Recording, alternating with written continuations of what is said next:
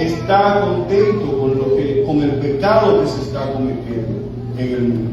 Y Dios nos tiene a nosotros como atalaya para que le avisemos al mundo de que Cristo Jesús viene pronto, Señor. Es lo que Dios nos está diciendo.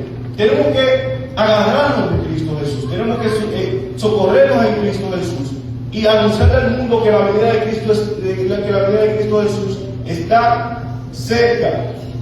Dios nunca ha tolerado este tipo de prácticas, hermano. Nunca lo ha hecho. Por eso es que yo les digo,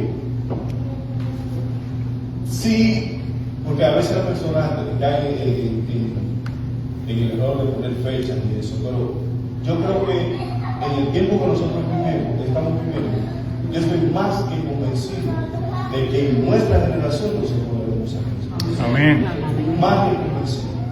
Yo no veo